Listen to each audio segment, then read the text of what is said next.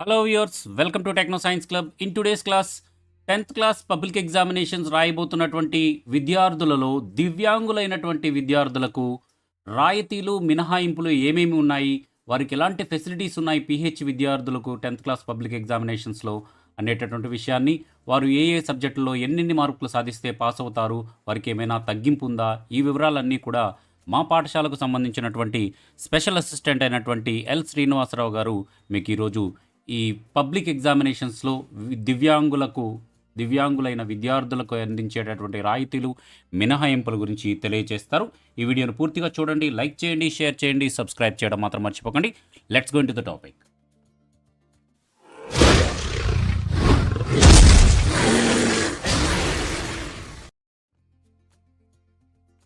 పరీక్షల్లో దివ్యాంగులకు విద్యార్థులకు రాయితీలు మినహాయింపులు.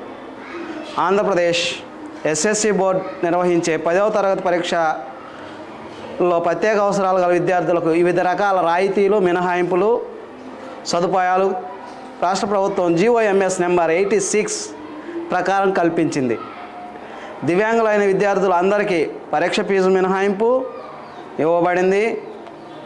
హెచ్ఎంలు నామినల్ రోల్స్ పంపేటప్పుడు దివ్యాంగుల వివరాలను తప్పక పంపాలి. లేని పక్షంలో వారికి సకలాంగులుగా గుర్తించి వీరికి ఎటువంటి మినహాయింపులు ఇవ్వరు. కనుక అన్ని స్కూళ్ళల్లో దివ్యాంగులైన విద్యార్థులకు గుర్తించి వారికి ఉన్న ప్రత్యేక సదుపాయాల గురించి తప్పక తెలియజేయాలి. అందులో ముఖ్యమైనవి: 1, శారీరకమైన వికలాంగులకు ఏదైనా ఒక భాష నుండి పరీక్ష రాయకుండా మినహాయింపు ఇవ్వబడింది. మిగిలిన పరీక్షలలో సబ్జెక్టుకు 35 మార్కులు తప్పనిసరి సాధించాలి. అదేవిధంగా అందులకు కూడా ఏదైనా ఒక భాష నుండి మినహాయింపు ఇవ్వబడింది. కానీ మిగిలిన 5 సబ్జెక్టులలో కనీసం 20 మార్కులు సాధిస్తే పాస్ అయినట్లే. వినికిడి లోపం గల విద్యార్థులకు 2 భాషల నుండి మినహాయింపు ఇవ్వబడింది. మిగిలిన 4 సబ్జెక్టులలో 20 మార్కులు సాధిస్తే వారు పాస్ అయినట్లే. మాట లోపం గల విద్యార్థులకు అన్ని 6 సబ్జెక్టులో 20 మార్కులు సాధిస్తే పాస్ అయినట్లే. మానసిక వికలాంగులైన విద్యార్థులకు అన్ని పరీక్షలు రాయవలసిందే. కానీ వీరికి అన్ని సబ్జెక్టులలో 10 మార్కులు చొప్పున సాధిస్తే పాస్ అయినట్లే.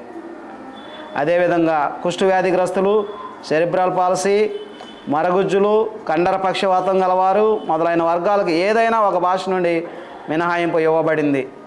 అన్ని సబ్జెక్టులలో కనీసం 10 మార్కులు సాధిస్తే పాస్ అయినట్లే. బహుళ వైకల్యం, దీర్ఘకాలిక నరాలకు సంబంధించిన వైకల్యం, Parkinson's, haemophilia, thalassaemia, sickle cell anaemia తదితర వైకల్యాలు గల విద్యార్థులకు 3వ భాష ఇంగ్లీష్ నుండి మినహాయింపు ఇవ్వబడింది. వీరు 35 మార్కులు సాధిస్తే పాస్. అభ్యసన వైకల్యం ఇంగ్లీష్ భాష నుండి మినహాయింపు ఇవ్వబడింది. మిగిలిన 5 సబ్జెక్టులలో 15 మార్కులు చొప్పున సాధిస్తే వాళ్ళు పాస్ అయినట్లే. అందులకు చేతులకు సంబంధించిన వైకల్యం గల, శారీరక వైకల్యం గల వారికి ఎంఆర్, సిపి, న్యూరో సమస్యలు గల వారికి ఒక సహాయకుడిని పరీక్ష రాసేందుకు అనుమతి ఇస్తారు. ప్రతి గంటకు 20 నిమిషాల చొప్పున అదనపు సమయం కేటాయిస్తారు. సిడబ్ల్యూఎస్ఎన్ విద్యార్థులకు వారి అవసరాన్ని బట్టి వివిధ పరికరాలు, కుర్చీలు, కంటి అద్దాలు, క్యాలిక్యులేటర్లు, శ్రవణ యంత్రాలు, కృత్రిమ అవయవాలు, కేర్ టేకర్ సేవలను ఉపయోగించుకోవచ్చు. స్క్రైబ్ ప్రత్యేక అవసరాలు, పరికరాలు, సదుపాయాలు కావాలనుకునే వారు ముందుగా విద్యాశాఖ అధికారులకు, పరీక్ష కేంద్రం చీఫ్ ఎగ్జామినర్కు రాతపూర్వకంగా తెలిపి అనుమతి తీసుకోవాలి. పై సదుపాయాలన్నింటినీ వైకల్యాల ఆధారంగా విద్యార్థులకు తప్పక అవగాహన కల్పించాలి. వికలాంగుల విద్యార్థులు సదరం వైకల్యం సర్టిఫికేట్ లేదా సివిల్ అసిస్టెంట్ సర్జన్ అందించిన మెడికల్ సర్టిఫికేట్ అందజేయాలి.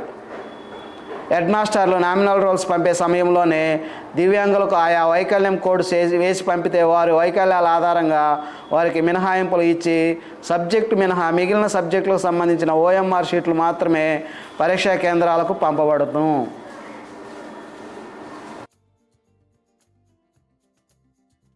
ఈ విధంగా దివ్యాంగులైనటువంటి విద్యార్థులకు అనేక రకాలైనటువంటి రాయితీలు మినహాయింపులు ప్రభుత్వం కల్పించడం జరిగింది. కాబట్టి పాఠశాలల హెచ్ఎంలు వారి పాఠశాలలో ఉన్నటువంటి దివ్యాంగులైనటువంటి విద్యార్థులకు 10వ తరగతిలో ఉన్నటువంటి దివ్యాంగులైన విద్యార్థులకు వారి యొక్క రాయితీలు మినహాయింపులు వచ్చే విధంగా వారి యొక్క నామినల్ రోల్స్ పంపించేటప్పుడే వారికి దివ్యాంగులుగా గుర్తించి వారిని నమోదు చేసినట్లయితే వారికి రావాల్సినటువంటి రాయితీలు మినహాయింపులు వస్తాయి. కాబట్టి హెచ్ఎంలందరూ కూడా కేర్ తీసుకుంటారని భావిస్తూ ఈ వీడియో కనుక మీకు నచ్చినట్లయితే ఇన్ఫర్మేటివ్ అనుకున్నట్లయితే ప్లీజ్ లైక్ చేయండి, మీ ఫ్రెండ్స్ అందరికీ సోషల్ మీడియా ద్వారా షేర్ చేయండి, సబ్స్క్రైబ్ చేయడం మాత్రం మర్చిపోకండి. సబ్స్క్రైబ్ బటన్ ప్రక్కన ఒక బెల్ సింబల్ ఉంటుంది, ఆ బెల్ సింబల్ని ప్రెస్ చేసి ఆల్ అనేటటువంటి ఆప్షన్ ఎంచుకోండి. ఈ విషయాలపైన మీకు ఏమైనా సలహాలు ఉన్నట్లయితే, సందేహాలు ఉన్నట్లయితే క్రింద కామెంట్ బాక్స్లో తెలియచేయండి, తప్పకుండా సమాధానం ఇవ్వడం జరుగుతుంది. కాబట్టి please like, share and subscribe and comment. Thank you for watching. జై హింద్, వందే మాతరం.